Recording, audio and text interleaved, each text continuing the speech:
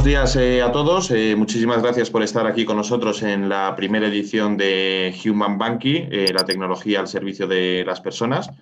En Executive Forum contamos ahora con un panel de lujo, ¿vale? Que es una muestra de todos los seminarios online que llevamos haciendo desde el inicio de la pandemia, apostando siempre por traer a los speakers de mayor relevancia y a las voces más importantes de cada sector en cada evento que hacemos, ¿no? Para el día de hoy contamos con un panel de lujo, liderado por Alberto Iglesias Fraga, subdirector de la parte de disruptores más innovadores en el diario El Español, quien ejercerá de moderador y de maestro de ceremonias en este encuentro, ¿vale? En el resto del panel podemos encontrar a Hugo Álvarez Rodríguez, que es Country Manager en Redis Labs España, Enrique Ávila Gómez, que actúa como CEO y CIO en ING España y Portugal, Víctor Rollo Escosa, jefe de Estrategia Digital e Innovación en Ibercaja, Susana Delgado, directora de operaciones en Pago FX, y Ángel Nigorra, director general en Bizum. Os recuerdo que podéis seguir el encuentro a través de Twitter con nuestro hashtag HumanBanking y podéis realizar preguntas a través del chat de Zoom, que le haremos llegar a Alberto para que pueda transmitirse al resto de ponentes durante el coloquio. Este encuentro tiene como objetivo principal hablar un poco de la humanización de la banca y de cómo la tecnología, la transformación digital, pues nos ponen en un nuevo marco debido a esta pandemia que hemos vivido durante el último año, donde ha habido una digitalización forzosa y donde la tecnología es un clave vehicular para poder digitalizar cualquier tipo de industria y cualquier sector en el que pues, la banca tampoco se libra, ¿no? Entonces, Alberto, si te parece bien, yo ya te doy paso y nada, todo tuyo. Muchas gracias, Jaime. Bueno, muchas gracias a todos los participantes, tanto a los ponentes como a los asistentes a este foro. Y como ya comentaba Jaime en esta introducción, hoy vamos a tratar un tema que puede sonar un poco genérico, eso de Human Banking. ¿Qué es Human Banking, ¿no? Al final, y de hecho lo hablaremos luego en el debate, la banca no era humana hasta ahora, o sea, obviamente estamos viviendo una revolución, pero tampoco estamos reinventando la rueda. Lo único que estamos haciendo es afrontar una digitalización de un sector que era muy clásico, muy restringido también por temas regulatorios y que está afrontando cómo los clientes están pidiendo otras cosas, están pidiendo una omnicanalidad, están pidiendo una experiencia de uso totalmente distinta, basada, por ejemplo, en la movilidad, están pidiendo una inmediatez y una agilidad a la hora de tramitar diferentes asuntos que hasta ahora no estaban recibiendo y donde de hecho hemos visto como la fintech, por ejemplo, han hecho ahí una irrupción, han encontrado un nicho de mercado que está obligando a los bancos tradicionales también a adaptarse, incluso a colaborar con estas startups para crear eso que podríamos llamar la banca del futuro, una banca mucho más cercana al consumidor, más ágil, como decía, y más innovadora en última instancia. Entonces, como también decía Jaime, hoy tenemos un panel en el cual tenemos representados a todos los polos, con lo cual tendremos toda la visión completa de cómo afrontar este reto del Human Banking. Os los voy a ir presentando uno por uno y les voy, de hecho, a pedir, según les voy presentando, que nos vayan explicando por qué es tan relevante este mantra del Human Banking para cada uno de ellos. Entonces, voy a empezar la primera ronda introductoria para presentarnos y ponernos cara virtualmente con Hugo Álvarez Rodríguez, como decíamos, Country Manager en Redis Labs España. Cuéntanos un poquito, ¿por qué para vosotros esto del Human Banking es relevante? Y, o sea, ¿por qué estáis aquí hoy? Es decir, ¿cuál es la importancia de todo este tema dentro del ecosistema de la banca, dentro del ecosistema de la transformación digital que estamos viviendo? Buenos días a todos, muchas gracias por invitarme a este panel. Bueno, pues para contestar a tu pregunta, empezaría diciendo que el gran reto de esta nueva era de la banca es, yo diría, mejorar la interacción remota, sobre todo a través del móvil, para que sea lo más parecida a lo que teníamos antes en la oficina, hace unos cuantos años. Si me permitís una puya inicial al sector de la banca, yo creo que los últimos años han mostrado una cierta falta de empatía, directamente echándonos a los clientes de las oficinas por la transformación que había sufrido ya las redes comerciales y, digamos, comportándose de una manera un poco fría y jamás hasta ahora consiguiendo, digamos, igualar ese estándar de atención al cliente al que estábamos acostumbrados en los años 80, 90 en las oficinas. En los canales no presenciales no se ha conseguido eso hasta ahora. Entonces, bueno, desde mi punto de vista, este error no se debería repetir ahora, aprovechando esta nueva era digital, digamos, y yo me atrevería a decir que solo sobrevivirán o que triunfarán los que sean capaces de realizar esa adaptación a ese human banking, que para mí es replicar esa atención en el móvil o en canales no presenciales. No, realmente interesante, y por apelaciones vamos a empezar por los bancos. Enrique Ávila, CEO de ING en España y Portugal. ¿Cómo conseguimos esa empatía en canales digitales? Pues con escucha, ¿no? Lo primero que hay que hacer es escuchar a los clientes.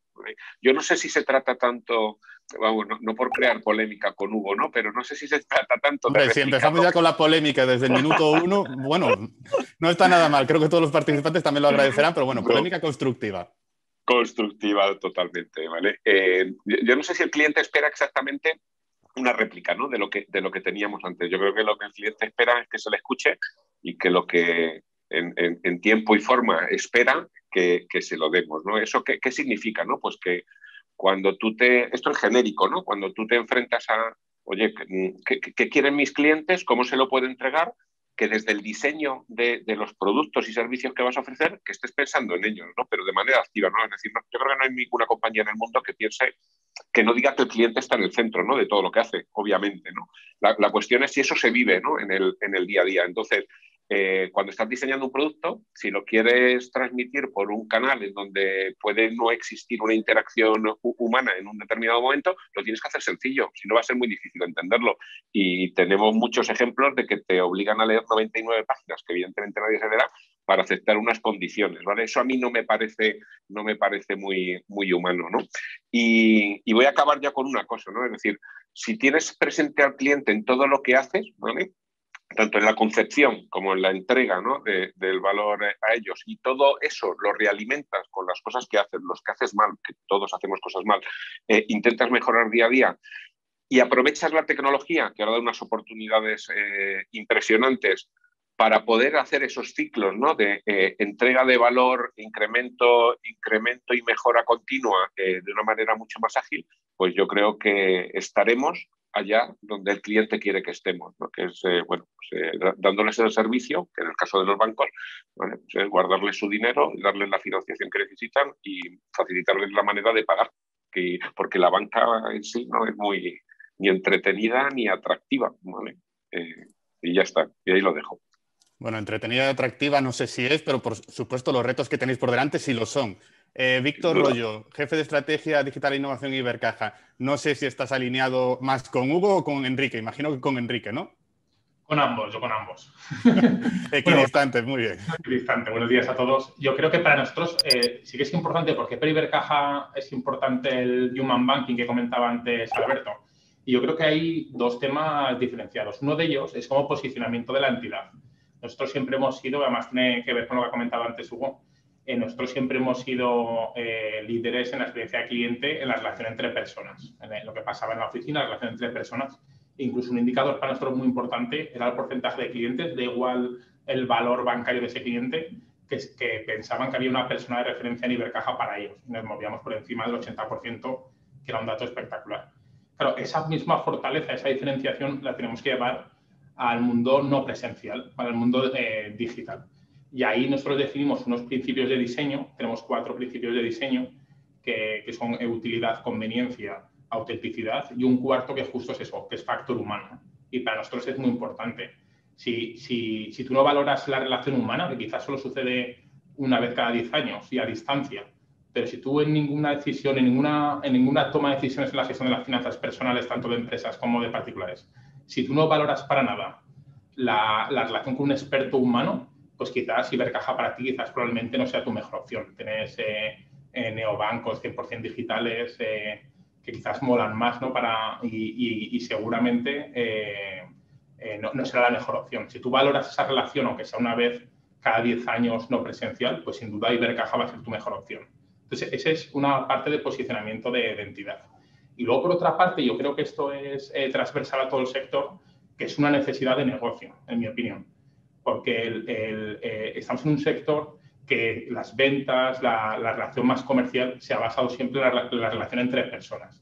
Sobre todo en oficinas, luego en movilidad, la relación entre personas. Y conseguir los mismos niveles de venta cruzada o de otro tipo de venta sin que haya un ser humano detrás, es muy difícil, es muy complicado. Incluso de forma cognitiva es muy complicado. Igual que cuando compras en Internet, la compra semanal, nadie compra el chicle, las pilas o la chocolatina que antes el ser humano, cuando salías del supermercado, te lo ofrecía, empatizabas con él y lo adquirías. Eso ha acabado en el mundo digital. Entonces yo creo, y la forma de lograrlo es unir muy bien la relación humana con los canales digitales. Entonces, esa son digamos, la importancia para nosotros en esos dos puntos de vista: posicionamiento de la entidad y necesidad de negocio. Y en esa necesidad de negocio entiendo que también bancos tradicionales también tienen ahí bastante que aportar y en muchos casos lo hacen a través de empresas o instrumentos, digamos, paralelos, mucho más ágiles a la hora de desarrollarlos. Susana Delgado, directora de operaciones de Pago FX, que es una de estas iniciativas por parte del Banco Santander. Cuéntame un poco para vosotros cuánto de importante es esa relación con el cliente o cómo aprovecháis esa parte de, oye, vamos a alinearnos con lo que el cliente está pidiendo para poderle ofrecer esa banca más humana que estamos hablando. Bueno, pues buenos días a todos. Sí, de hecho yo os voy a poder dar una perspectiva un poco particular, que es la perspectiva fintech dentro de un gran grupo bancario.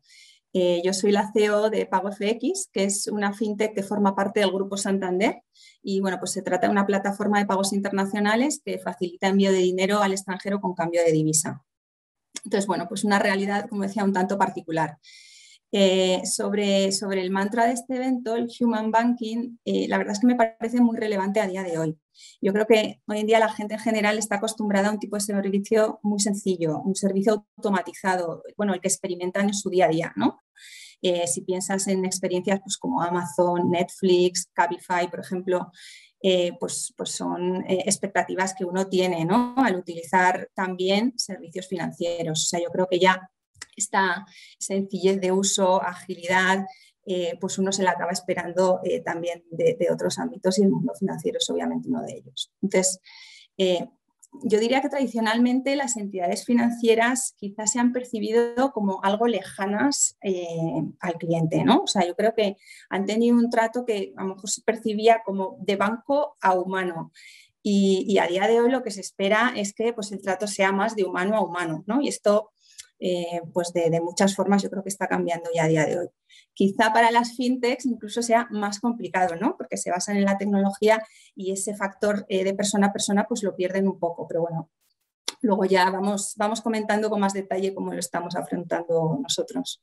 Luego profundizamos en todos los aspectos y vosotros, en vuestro caso, una fintech surgida dentro de un gran grupo bancario y me paso ahora a Ángel Nigorra, director general de Bizum. Vosotros directamente sois fruto de una alianza entre varios de los principales bancos de España. Cuéntame un poco cómo afrontáis ese Human Banking, vosotros que sois basados en la inmediatez y en facilitar algo que hasta ahora era un poco aburrido, como eran las transferencias de persona a persona, ¿no? Bueno, yo creo que la clave la dabas tú, Alberto. Nosotros somos un proyecto de colaboración de bancos, de 33 marcas bancarias y además ellos son los fundamentales porque son los que prestan el servicio y son los que tienen la relación con los clientes, con lo cual, al no tener esa relación nosotros directa con los clientes, intentar introducir ese lado humano, no sé cómo decirlo, para nosotros tiene que ser más de forma indirecta, ¿no? Entonces, yo creo que para nosotros lo más importante siempre ha sido intentar definir un producto que aportara valor, que diera respuesta a esas demandas de inmediatez, de seguridad, de comodidad que se han comentado, ¿no? Entonces, para nosotros lo más importante era definir un producto y lógicamente, apoyado en los bancos, que son quienes lo prestan y lo comercializan, que aportara valor y que hasta cierto punto, como creo que hemos conseguido, esa expresión de hacer un Bizum se volviera cotidiana. Es decir, se volviera algo que la gente estuviera más allá de un producto bancario, ¿no? Esto fuera algo que entrara dentro de su vida diaria. Yo creo que ese era nuestro enfoque y después de tiempo, porque esto no fue de un día a otro, yo creo que desde ese punto de vista hemos intentado responder a esa demanda de necesidad o incluso crear esa necesidad que quizás cuando empezó Bizum no existía. Es decir, cuando antes ibas a resolver un pago entre amigos, sacabas la cartera, ¿no? Ahora sacas el móvil y dice que te haga un Bizum, ¿no? Eso para nosotros era muy importante. Y luego hay otro elemento clave al no tener esa relación directa con los clientes, que son las redes sociales. Para las redes sociales, tanto para comunicar cosas de inicio, pero sobre todo también, que me parece que lo decía Enrique, para escuchar. Es decir, es nuestro canal de escucha fundamental. Es decir, cómo nos llegan la valoración que hacen de las cosas que hacemos, que algunas las hacemos mejor y otras peor, como todo el mundo, ¿no? Entonces, nosotros no tenemos esa relación directa con los clientes, pues por lo tanto, damos mucho valor a ese canal, voy a llamar más indirecto o más directo, si queréis, que tenemos nosotros. Y después solamente un último apunte, que no sé si estoy pasándome de tiempo, y es que yo sé algo de pagos, no sé si tanto de banca, ¿vale? ¿De acuerdo? Así que casi de banca voy a hablar casi como cliente, ¿no? Y cuando hablamos del cliente, a mí me gustaría meter en el debate de que todavía tenemos muchos clientes, muchos tipos distintos de clientes. Y os pongo mi caso concreto. Supongo que imagináis que yo soy un cliente digital, y es verdad. Yo soy un cliente digital, pero y hago casi todas mis operaciones por canales remotos, pero de vez en cuando me gusta ir a la oficina y que me atienda la persona que normalmente me atienda para hacer determinadas cosas que me gusta hacer ahí. Lo que quiero decir es que probablemente nos encontraremos con clientes que solo quieren operar en canales remotos.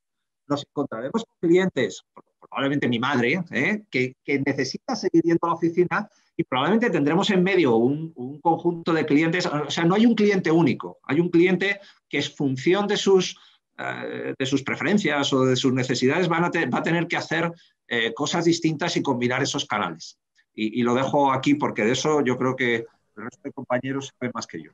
No, de hecho, quiero trasladar esa pregunta al resto, porque claro, estamos hablando de Human Banking, habéis introducido ya algunos aspectos, como la empatía, como esa agilidad, esa inmediatez, y tú acabas de introducir ese otro aspecto de, oye, es que los clientes tenemos distintas tipologías, son muy heterogéneos, y obviamente no podemos abordarlos de una misma forma. Entonces, os voy a pedir así, atreveros ya para empezar el debate, a definir qué podría ser esto de Human Banking, porque ¿qué pilares podríamos decir que son comunes o estratégicos para cualquier banco, para cualquier fintech, si quiere afrontar sus operaciones, su cercanía al cliente de una manera humana? No sé si quién se atreve a abrir un poco el melón en este sentido, o si queréis empiezo por Hugo, que ya que introdujo el debate y empezó con la polémica, si te parece, te doy turno de réplica. Sí, perfecto. Bueno, yo diría que los pilares del Human Banking son los de cualquier proceso de transformación profunda, en este caso transformación digital, que desde mi punto de vista son tres, básicamente. La experiencia de cliente es el primero, sin duda. El segundo sería los procesos internos que tienen que afrontar las empresas para adaptarse a todos estos cambios, y ahí cuenta la tecnología, la eficiencia operativa. Y el tercero sería adaptarse a nuevos modelos de negocio. En este caso tenemos representados a algunos nuevos modelos de negocio, pues a Bizum, a PagoFX y a nuevos actores que están entrando en este mundo financiero, que era un mundo muy, muy cerrado. ¿Cuáles son las claves? Bueno, no sé si después vamos a tratar temas más, digamos, pegados a la tecnología, pero resumiendo, y para dar un primer titular, yo diría el principal es un tratamiento y una explotación correcta de la información, de los datos de los clientes, para poder escucharles y entenderles, que lo decía Enrique, y a partir de ahí, pues tomar las decisiones y prestar esa atención humana, digamos, sustentado por la tecnología y la inteligencia que puede proveer. Enrique, si te parece, continuamos por ti. ¿Tienes algún otro pilar a añadir a esta receta que nos ha trazado Hugo? Sí, yo creo que lo que ha comentado Hugo está súper bien, ¿vale? Yo quizás solo añadiría que dentro de la experiencia de cliente y dentro de, o sea, no solo esta industria, ¿no? O este sector, ¿no? Todos los sectores van a sufrir cambios tremendos, ¿no? De sus propios modelos y en la manera en que entregan valor a los clientes. La industria bancaria, evidentemente, no es ajena a esto. Ya empezó hace tiempo, es decir, que tampoco es una cosa que esto haya arrancado, bueno, pues casi con la pandemia, como en algún otro sector, pero yo lo que sí que creo es que la tecnología, que cada vez se va a hacer más bueno, más necesaria y prácticamente ya no hay compañía en el mundo que sea capaz de prestar partes claves de sus procesos críticos sin tecnología adicional. La diferencia yo creo que está, ¿vale?, en cómo consigues que esa tecnología no deshumanice la relación de tu cliente. Por eso a mí me gusta lo de Human Banking, ¿no? Porque es cómo consigues, ¿vale?, que en una cosa que se va a acelerar, ¿no?, en los procesos de digitalización, ¿no?, del uso de la tecnología, que el cliente no sienta que la relación es completamente fría, ¿no?, y transaccional, ¿no? Es decir, que tiene, bueno, pues un vínculo emocional también, ¿no?, con la compañía. Yo creo que hay el elemento importantísimo es la personalización, ¿no? Es decir, el cliente tiene que pensar que le estás hablando a él. De hecho, le tienes que hablar a él, porque si no, no va a ser imposible que lo piense. Y eso enlazo con lo que casi acababa Hugo, ¿no? Es decir, esos son datos, ¿no? Esos son datos, capturas de datos relevantes, convertirlos en información y luego accionarlos, ¿no?, en algo que al cliente le diga algo en ese momento que le permita, que le sea de utilidad, ¿vale?, que sirva a su propósito y a sus bueno, pues sueños y deseos mucho más trascendentales, ¿no?, que la relación que tiene con el banco, ¿vale? Entonces yo creo que eso de, oye, si tú consigues personalizar, llegarle al cliente, y hay muchos mecanismos, ¿no?, y la tecnología ayuda en muchos de ellos, pero en la manera en que te comunicas con ellos también hay una carga de profundidad importante que hace que las relaciones se sientan como mucho más cercanas, a pesar de ser por medios completamente digitales. Me ha encantado la frase de alinearnos con los sueños y las aspiraciones de la gente. Es una frase que suena muy marketingiana, pero es realmente una aspiración muy potente que tenéis la banca en este momento y un reto mayúsculo que imagino que también comparte Víctor en este caso, ¿no? Sí, y solo dos temas para complementar un poco lo que ha comentado Hugo y Enrique. Yo creo que la parte de Hugo, el marco ese de transformación o de trabajo que comentaba, del ámbito de experiencia de cliente, el ámbito de procesos, herramientas y el ámbito comentaba de transformación de modelo de negocio, yo lo complementaría con un cuarto de adopción interna, de la parte con empleados, de esa relación humana. Y luego otro tema que creo es interesante, que yo en mi opinión la banca, en esta parte de Human Banking partimos de un punto de fortaleza incluso, y lo veo por dos puntos de vista distintos. Uno de ellos es porque claro, el ser humano estamos programados para relacionarnos, o sea, esto nos enseñaron desde el colegio, desde que nacemos, crecemos, nos relacionamos, reproducimos y morimos, y una parte muy importante es relacionarse. Y el banco siempre ha sido muy bueno en esto. Al principio lo hacíamos en una libretilla, en un papel, luego aparece una pantalla entre medio, luego en la parte de movilidad, luego en la parte de contact center, luego en el videollamada, y el día de mañana quizás el Human Banking con una persona que no será un ser humano, será otra cosa. Pero al final yo creo que la banca siempre ha sido muy buena en relacionarnos a través con seres humanos en la parte de cambiar esa transformación de lo que pida el consumidor bancario, ¿no? Y lo único que tenemos que hacer es adaptarnos a lo que ha comentado Hugo. Y eso, en realidad, el cómo es lo más sencillo. La base, nuestra diferenciación, es lo que tenemos que mantener, y que también las fintech, pues incluso en algunos temas han traído un impulso adicional. Y luego, segundo, donde creo también que podemos ser muy fuertes, es en que, por fortuna, esa relación más humana, pues tenemos la oportunidad de hacerlo ver en aquellos momentos más importantes del día a día y de la vida de las personas. El banco siempre está presente, da igual, incluso desde que naces, cuando te casas, buscas un trabajo, te compras una vivienda, te divorcias, para preparar la testamentaría, y en el mundo de las empresas exactamente igual. O sea, quiero decir que tanto somos expertos en la relación de las personas, solo hay que meterle una mayor capa, y eso que hemos evolucionado un montón, todos los bancos, pero una capa mayor de procesos de tecnología, y por otra parte estamos en el momento perfecto para demostrar esa humanización, y donde seguramente el consumidor tiene más necesidad de tener una relación humana. O sea, que tenemos las bases perfectas, en mi opinión, para seguir siendo diferenciales como decía antes Hugo, ¿no? En los años 70 yo eso no lo viví, pero Hugo lo vivió en primera persona, por lo que comentaba. Pero en los años 70 y los años 80 éramos muy, muy fuertes en las oficinas, y una experiencia de cliente perfecta, en otro marco de eficiencia, de rentabilidad. Y ahora yo creo que ya lo somos en muchas cosas, y vamos a seguir siéndolo. Y además hablo incluso de la banca tradicional en general, del sector, en este nuevo entorno más digital.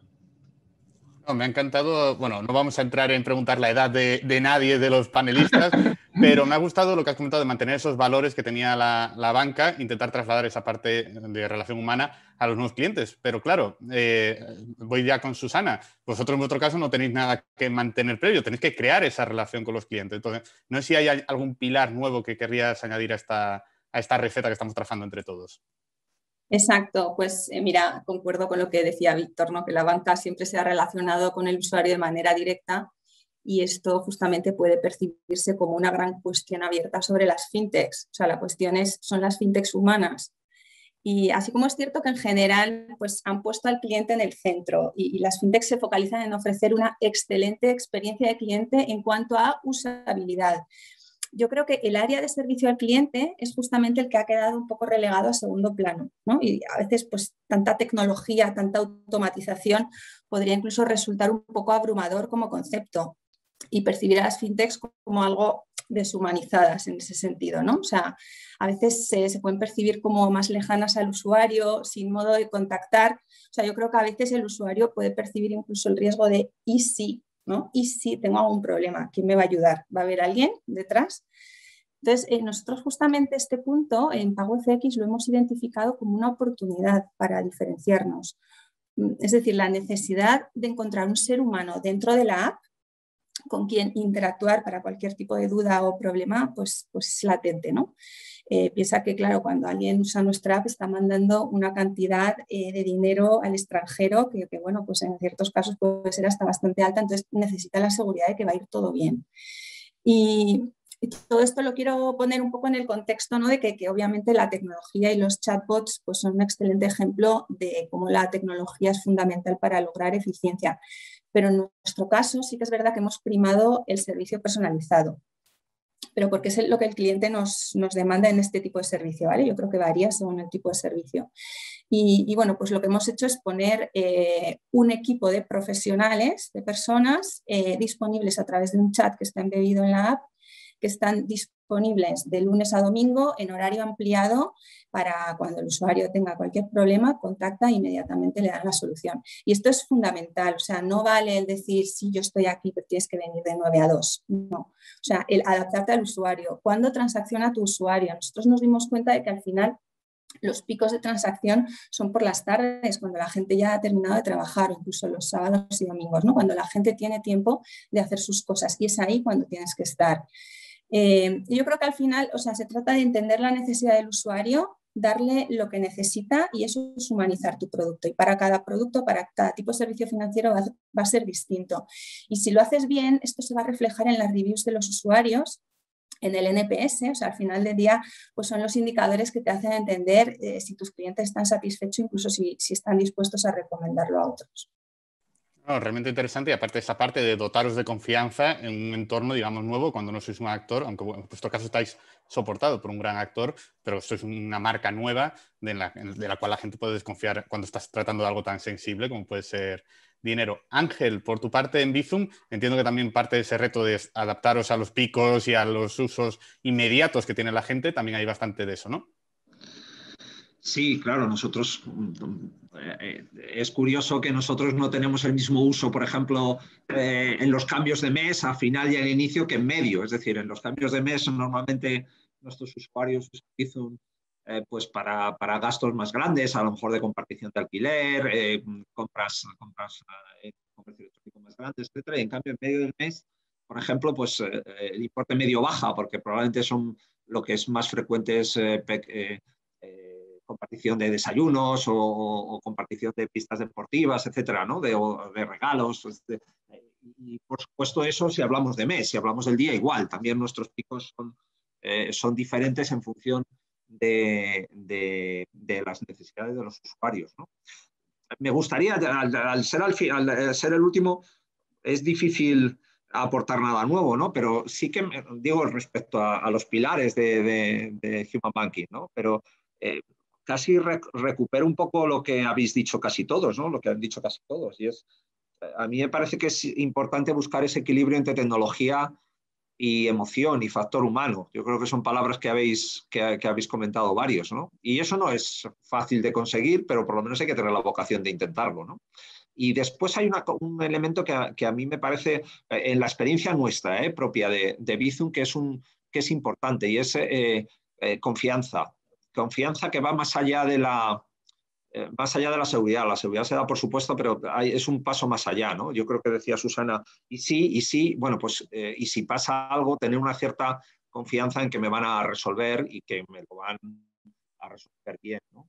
Yo os digo que una experiencia concreta de Bizum es que cuando arrancamos con una imagen muy centrada en Bizum, en un nuevo servicio, en un nuevo producto, y en el primer estudio de mercado que hicimos en 2017, la gente nos demandaba comunicar que detrás estaban los bancos, porque los bancos eran una garantía de esa confianza, porque llevaban un montón de años ya procesando sus medios de pagos, procesando sus transacciones financieras, y querían saber que detrás de Bizum también había un banco porque le transmitían esa confianza. Por lo tanto,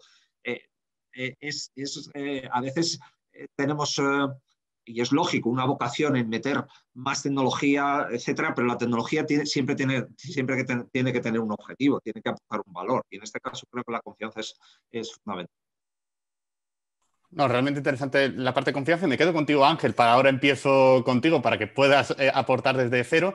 Habéis comentado un poquito el tema de la pandemia, de que obviamente todos estos cambios ya se venían viviendo, ya se venían experimentando en los últimos años, pero entiendo también que la pandemia, igual que ha sido para muchos otros sectores, también ha sido un catalizador de clientes que a lo mejor no eran 100% digitales o no tenían mayoría de sus relaciones por vías digitales, adoptaran este tipo de mecanismos. Entonces, te quiero preguntar, ¿habéis notado esa aceleración en vuestro caso?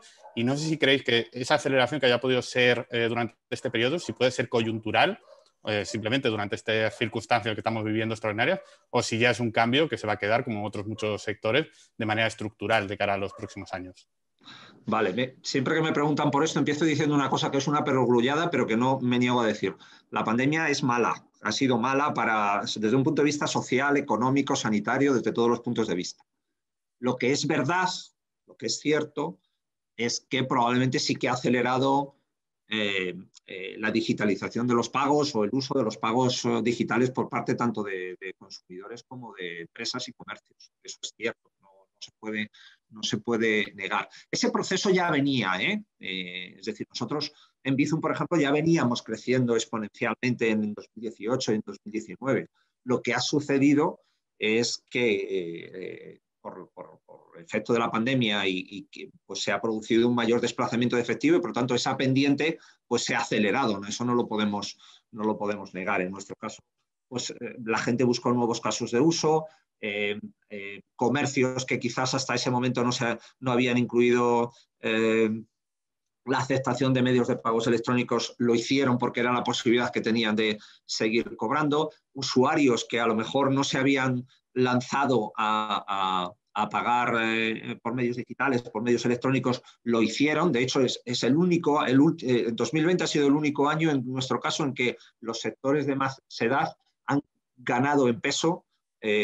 Hasta ahora siempre habíamos tenido, nuestra pirámide es muy ancha, pero siempre había ido rejuveneciéndose desde el año 2016, desde el que lanzamos Bizum. 2020 ha sido el único en que han crecido relativamente más los perfiles más adultos, ¿no? más mayores. Yo creo que eso, como siempre, se quedará en gran parte. Es decir, la gente que ha roto el miedo a usar o a aceptar pagos de medios electrónicos, creo que podrá haber una cierta corrección cuando pasen los efectos de la pandemia, pero yo creo que ese desplazamiento de efectivo, del uso del efectivo, está para quedarse. Quizás no en toda la dimensión que tenemos ahora, hablando de pesos relativos, pero sí que la corrección no será porque ya se ha roto esa barrera o se han creado nuevos hábitos.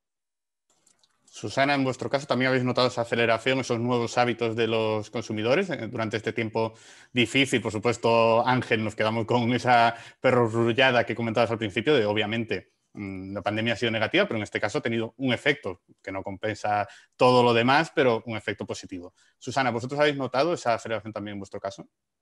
Pues a ver, nosotros verdaderamente es que no tenemos una referencia de cómo ha impactado la pandemia en nuestro negocio, porque PagoFX se lanzó justamente cuando empezó la pandemia. O sea, nosotros lanzamos en abril del año pasado en el Reino Unido y luego más adelante en España. Pero bueno, al fin y al cabo, mira, el modelo de negocio que tenemos es 100% online. O sea, está pensado para que el cliente se descargue la app, se abra la cuenta de manera rápida, en pocos minutos, con validaciones online automatizadas. Entonces, yo creo que sin duda nos ayudó justamente en esa circunstancia en la que nos encontramos en aquel momento, ¿no? Porque es verdad que lo que es el volumen de transacciones, de transferencias internacionales, pues en general cayó, ¿no? Como todo en los primeros meses, luego ya pues se fue recuperando, ¿no? Pero eso nosotros no lo vimos. Y lo que también hubo pues fue un trasvase de modelo tradicional a fintech, o sea, de gente que utilizaba pues, operadores tradicionales en modelo físico o iba a sucursales a hacer sus envíos de dinero y no les quedó otra pues, que empezar a adoptar el uso de las fintech. Entonces, esta inesperada aceleración de la digitalización a nosotros nos vino muy bien. Y bueno, yo creo que si pensamos un poco en lo que fue la crisis anterior, la crisis del 2008, la financiera, esta generó la aparición de las fintechs, ¿no? Yo creo que la crisis de la era COVID lo que está haciendo es acelerando su adopción. Incluso, pues bueno, pues que la aparición de nuevos players, yo creo que cada vez veremos más y será un ecosistema cada vez más rico donde pues cada vez va a haber más sinergias entre bancos y fintechs.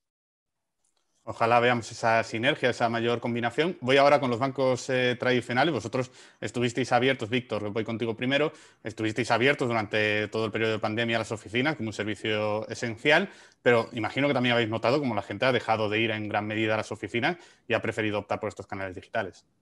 Sí, nosotros sobre todo hemos notado 4 impactos, que dos además lo han explicado muy bien Ángel y Susana.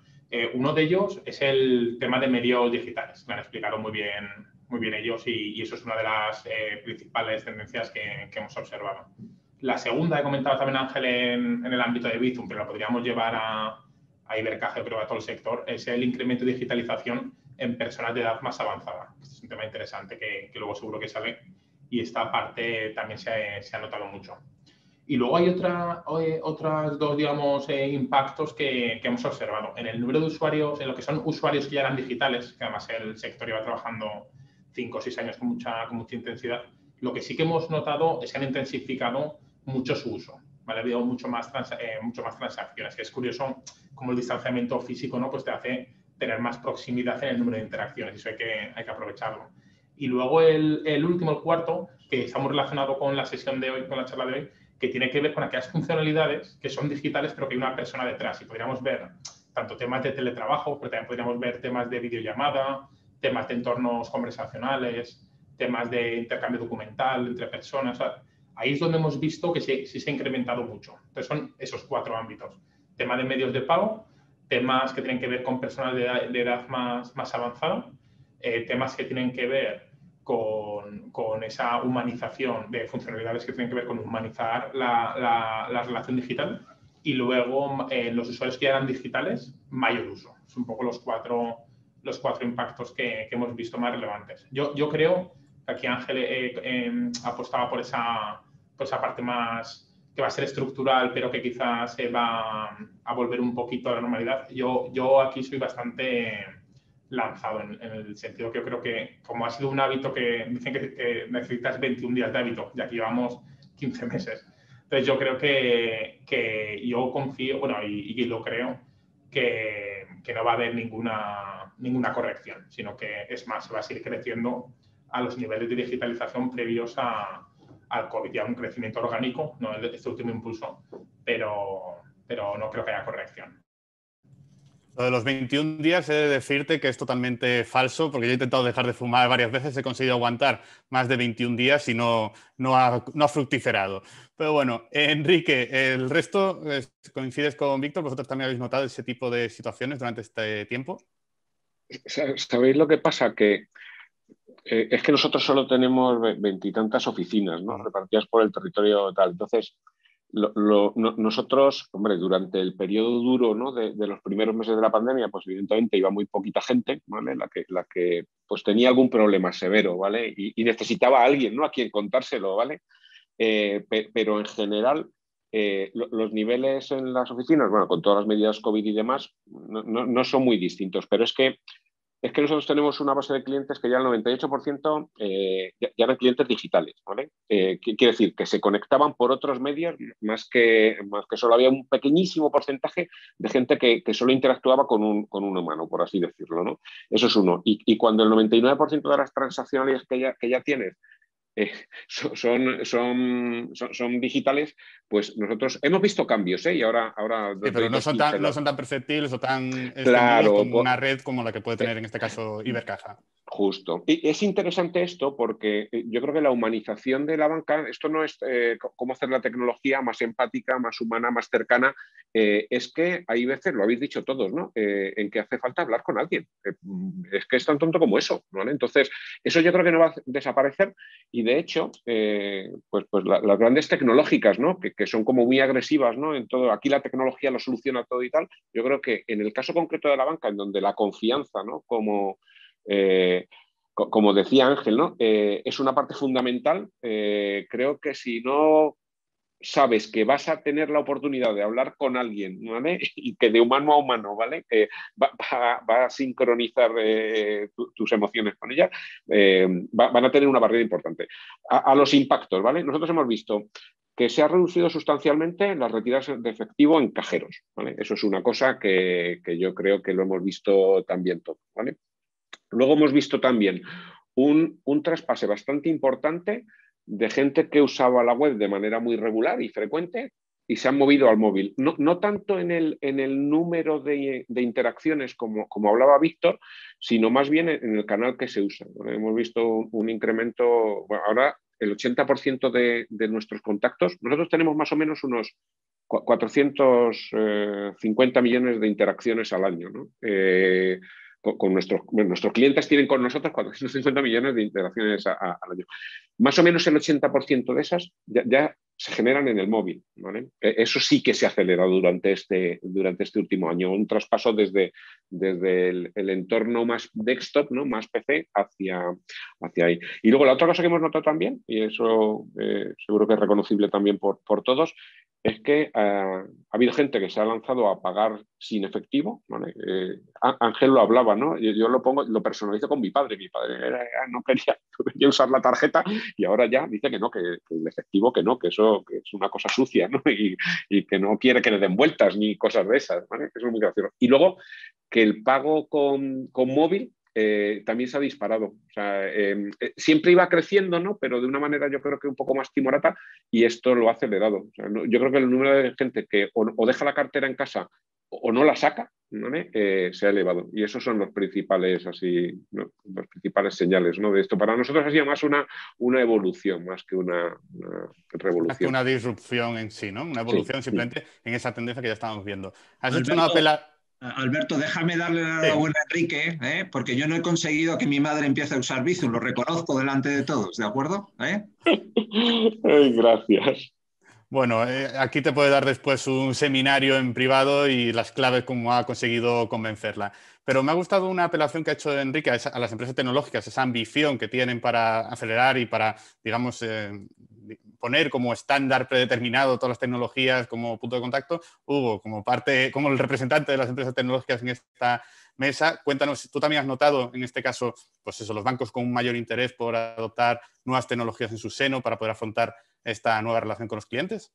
Sí, bueno, indudablemente, yo primero como cliente, hablando como cliente de banca, yo ya había comenzado este proceso hace años, pero es que ahora ya no estoy dispuesto a desplazarme con mi coche a la única sucursal que tengo a 10 kilómetros y mucho menos hacer colas. Entonces siempre busco una alternativa y la alternativa es el móvil, lógicamente. Como proveedor de tecnología, pues la pandemia, que es muy mala, malísima, como han dicho todos, pues ha acelerado este proceso y a nosotros, pues digamos, fríamente desde el punto de vista de negocio, pues nos ha hecho crecer mucho porque como proveedores de una tecnología disruptora y modernizadora necesaria para realizar este cambio. O sea, al final, pues bueno, pues hemos hecho cosas sobre todo en bancas, nuestro primer sector, pero también cosas como la aplicación COVID del gobierno italiano, que tiene una diferencia fundamental con la de España, que es que la de allí sí funciona. Estos cambios, por otro lado, están, visto la tendencia y la dinámica que llevamos, están para quedarse, porque la gente cuando piensa en su banco, yo creo que al contrario que pasaba hasta hace muy poco, piensa en la aplicación que tiene en el móvil más que en la sucursal. Y estoy hablando tanto de Yayos como yo, como de Yogurines, como Víctor, de Ibercaja. O sea que esto es transversal a todas las edades. Y ya me callo porque ya lo han explicado muy bien todos los ponentes este punto. No, has hecho un diagnóstico final, igual que decía Ángel, es complicado ser el último, pero has conseguido sintetizar bastante bien ahí. Te quería preguntar, Hugo, vosotros que sois testigos de excepción de todo este proceso, no sé qué retos ves, porque hemos estado hablando y has comentado esa aplicación COVID, en la cual no vamos a entrar, pero has comentado, la diferencia es que esta funciona. En el caso de la banca, ¿cómo hacemos que las cosas funcionen? Porque claro, estamos hablando de muchísimos retos, de unas ambiciones muy grandes, que imagino que hay muchísimos pasos por el camino donde hay que prestar atención y donde también los proveedores de tecnología ahí tenéis la oportunidad de intentar ayudar, ¿no?, a las entidades a llegar a ese objetivo. Sí, bueno, yo hablaba antes de los tres pilares, que sustentan la transformación digital. Víctor añadió uno muy interesante, que es el interno, lo del de los empleados. Todo gira desde nuestro punto de vista, o mucho de esto gira alrededor de la explotación correcta de los datos que sustentan esos pilares. La ingesta, el procesado, y todo esto tiene que venir dotado de unas ciertas características. O sea, cualquier cambio y cualquier tecnología que utilicemos, como es la rapidez de los sistemas, la gente no está dispuesta a estar esperando mucho tiempo en los canales online y en el móvil. La escalabilidad, tienes que estar preparado para afrontar un Black Friday o un momento en el que tu número de clientes pasa de 10 a 100 veces más. La tecnología tiene que estar preparada para eso. Eso pasa por la eficiencia de los sistemas y de la arquitectura y la seguridad. Ya sea, algunas personas han mencionado esta parte, es fundamental. Todo esto tiene que venir dotado de seguridad. Todos los días nos desayunamos noticias sobre ataques y secuestros y cosas que no dejan de crecer. Y muy importante, en un sector hiperregulado como todo esto sin olvidarse de las exigencias del regulador. Esta es una variable que tiene que estar siempre encima de la mesa, en banca, en seguros y en otros sectores hiperregulados.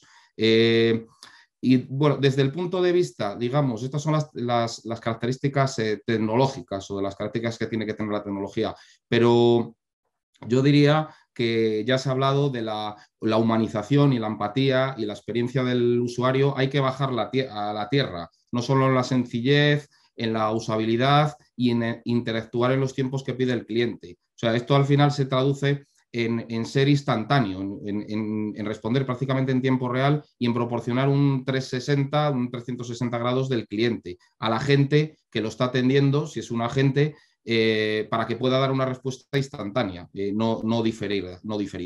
Y esto es lo que quería decir en este punto. No, creo que es realmente interesante y de hecho creo que has hecho un repaso, no sé si has pisado incluso alguna pregunta posterior, con lo cual perfecto.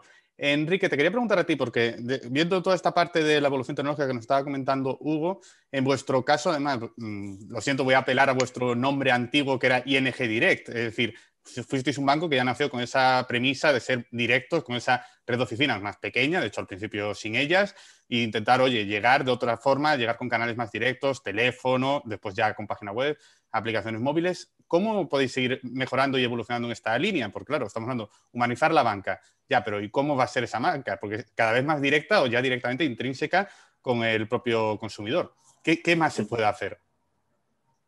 Yo creo que una cosa que todavía falta por rematar, ¿vale?, es que todo esté disponible en el móvil, ¿vale? Nosotros hace unos años que conseguimos que creo que no hay nada que no se pueda hacer en el móvil, que el cliente no pueda hacer en el móvil, ¿vale? Pero eso todavía queda recorrido en general, ¿vale? Pero hay que seguir manteniendo los canales de interacción que ahora mismo tenemos en su justa medida, ¿no? Y en función de lo que demanda en cada momento el cliente, que no es, que es verdad, Ángel hablaba, ¿no? Dice, es que clientes hay muchos tipos. Pues claro, hay casi un tipo por persona, ¿vale? Entonces, el cliente se comporta en función de la necesidad de una manera. Entonces, el chat del que ha hablado Susana, ¿vale? Por supuesto, con una capa que se le puede poner tecnológica, ¿vale? Pero esos canales van a seguir existiendo. El contact center, que todo esté integrado, ¿vale? Es decir, lo que no admite el cliente, y eso enlazo con lo que decía Hugo, ¿no? Dice, el cliente espera todo instantáneo. Es que el cliente, como clientes nos pasa, ¿vale? Entonces, los dos clientes esperan exactamente lo mismo. Tenemos muy poca paciencia y no toleramos el error, ¿vale? Esto yo lo leí hace muchos años de un libro que ya se llamaba The New Normal, ¿vale? Y es verdad, ¿vale? Es decir, pues hay que proporcionar esos servicios. ¿Qué queda después? No lo sé. Ahora se está hablando mucho de la banca invisible, ¿no? Es decir, oye, el cliente hace las cosas. Este es el moto, ¿no? de ING en global, ¿no? En su conjunto dice, do your thing, ¿no? Oye, nosotros estamos aquí para ayudarte, pero tú tienes que vivir tu vida, ¿no? Pues eso de la banca invisible va un poco en esa dirección, ¿vale? Es decir, que quizá cuando haga falta hablar con alguien porque hay una cosa vital, ¿vale? Pues la compra de una hipoteca genera un estrés impresionante y necesitas de verdad a alguien, ¿no? Que te vaya acompañando en ese proceso. Hay gente de todo, hay gente que lo hace sin hablar con nadie, ¿vale? Bueno, fenomenal, pero son minoría todavía, hay gente, otras cosas, ¿no? De dónde invierto para intentar garantizar mi jubilación y demás. Otras muchas cosas ya ocurren porque el cliente de manera activa las hace para sí mismo, cuando quiere, en el canal que quiere y demás. Yo creo que todavía queda a todos los bancos una vuelta de tuerca superior, ¿vale? Que enlazo también un poco con lo de las fintechs, ¿no? En donde a lo mejor nos vamos a proporcionar casi sin ser consciente, ¿vale? De parte de los servicios que estamos ahora mismo ofreciendo de una manera mucho más transparente, ¿vale?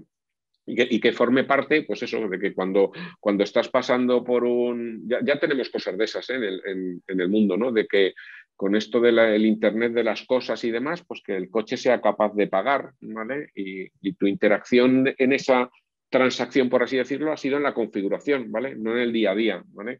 Pues yo creo que van a aparecer muchas más cosas de estas. Pero de nuevo hay que escuchar al cliente, qué le gustaría, qué no le gustaría. La tecnología por la tecnología en general es una mala consejera, una muy mala consejera. Y eso es lo que hablando de humanizar la banca, obviamente no podríamos hablar de tecnología sin la parte humana, obviamente, porque si no estaríamos haciendo un poco de hipocresía en este debate. Me ha gustado el elemento que has introducido de la banca invisible y quiero saber la opinión de Víctor, porque claro, las cajas de ahorro, las antiguas cajas de ahorro, claro, partían de un componente social muy ligado también a los territorios y demás.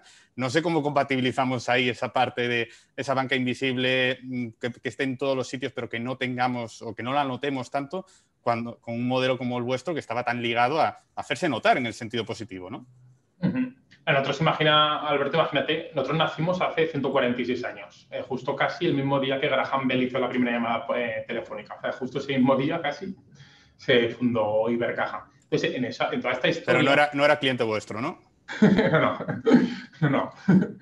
A lo largo de toda esta historia de los casi 150 años, nosotros yo creo que hay una parte fundamental que es la inclusividad. Yo creo que esa es la parte. Entonces, en cada momento de la historia lo hemos tenido que demostrar de una forma distinta, o a través de, que comentabas, de desarrollo de distintos territorios, a través de desarrollo de distintos tejidos empresariales, a través de democratizar el acceso a la financiación, a través de la obra social y ahora fundación. Entonces, ¿qué es lo que toca en el 2021, aparte de todo lo anterior?